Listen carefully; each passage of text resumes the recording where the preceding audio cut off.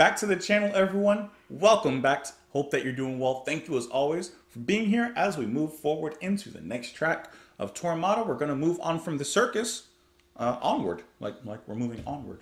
Get it? Because we're moving to the next track.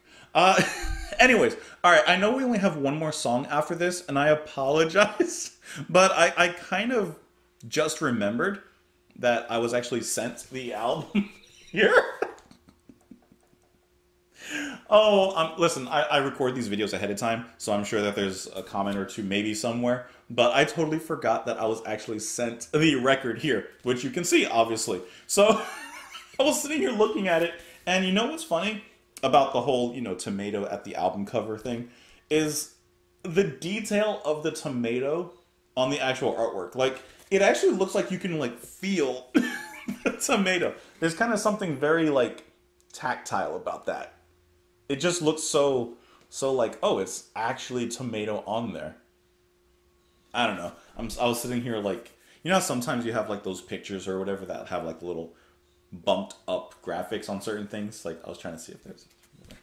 Anyways, let's listen to the next track, Onward. We'll talk about it. My voice just cracked. Excuse me.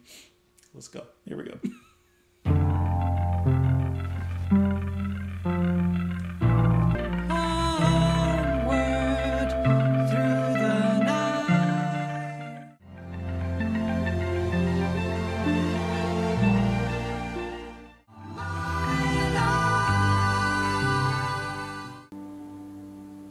That's a short and sweet song. Can I tell you?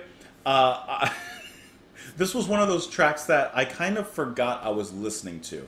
In a good way. I wasn't ignoring it, but maybe about halfway through, I was like, oh yeah, I'm listening to Yes. Oh yeah, I'm doing a video and I'm listening to Yes. Because I was just relaxing and just letting John and the band kind of take me along.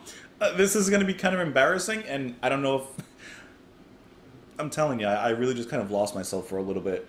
I don't know if the orchestra was there the whole time, because I only noticed them about halfway through, and I was like, hey, that can't be Wakeman doing that.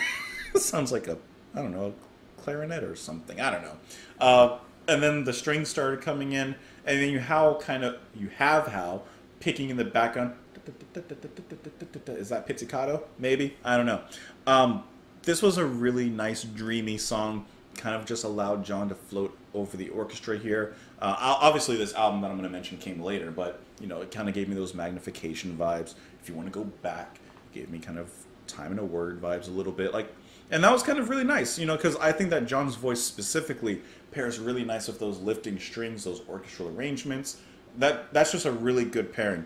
That's like good wine and cheese and crackers or something.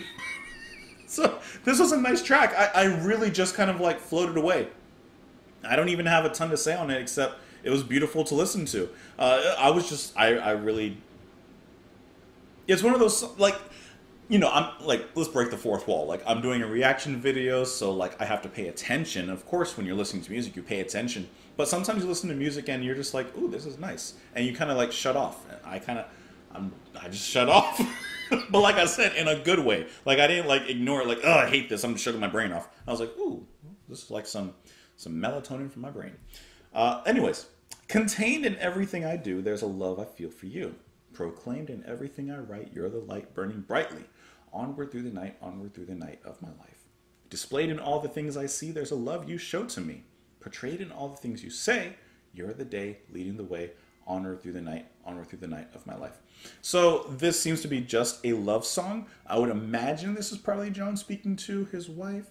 It could, of course, be for anyone else. It could be for someone else. It could be for anything else. It just seems like a love song. But I do like the lines, contained in everything I do, there's a love I feel for you. Proclaimed in everything I write, you're the light. I like how, this is just, me taking my stab in the dark. I like how he proclaims her as his muse for everything he writes. Not just the love songs, not just for this or that. In every ounce of his writing, in some part, she plays an inspiration. And I think that's a really nice message and kind of a nice ode to his muse, to his love. I like that. Good track. Hey, Let me know what you guys thought of it. Hopefully you weren't shutting your brain off. Let me know in the comments down below. You can follow me on Twitter. You can support the channel on Patreon. Thank you so much for being here. Have a wonderful rest of your day. Bye.